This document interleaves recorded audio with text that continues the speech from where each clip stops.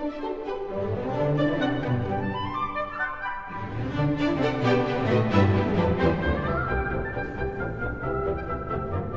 very fond of Dvorak's music. There's something rhythmic, lyrical, and just very folksy about his music. I've adored his symphonies, and now I'm sort of looking into some of the smaller pieces that he wrote. And this overture has been around, well, since 1882. It's a very charming, exciting, and meant to be a real tribute to his homeland, and hence the title, My Home.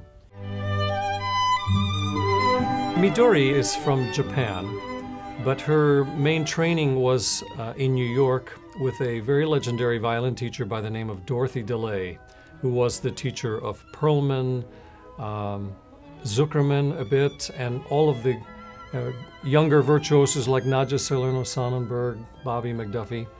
What really made Midori stand out amongst the crowd is that her public debut was made at the age of 6.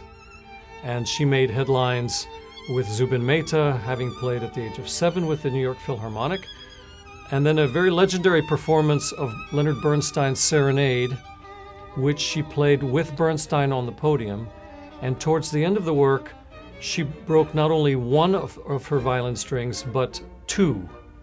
And so there was a series of violin swaps with the concertmaster, with the assistant concertmaster, in order for her to complete the performance of this piece. And it even made the front page of the New York Times.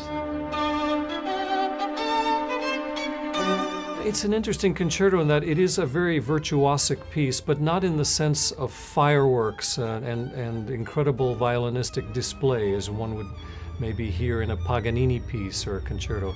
This is more of a musical piece in a manner of speaking, like the Beethoven concerto. But that's not to say it isn't difficult to play.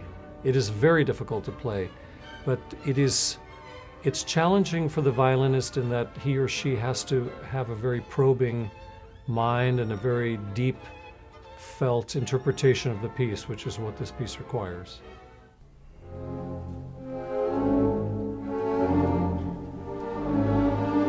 This is a piece that got him into big trouble.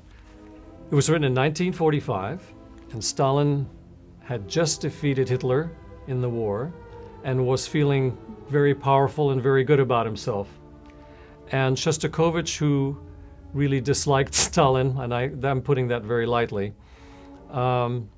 was pressed to write a 9th symphony. That was the next one in the series. And Stalin had expected Shostakovich to create an uber-Mahlerian Beethoven 9th type of work, a very celebratory piece, perhaps with chorus, maybe lasting an hour in length. And what he got instead was a 25-minute symphony that is filled with sarcasm and I'd say a lot of melancholy and bitterness. And it's written for a rather small orchestra. And in fact, its length is so short, he hadn't written a shorter symphony since the 2nd symphony. Many of them have been 45 minutes to an hour in length, but Shostakovich was in no mood to celebrate Stalin in this way. So he created this work.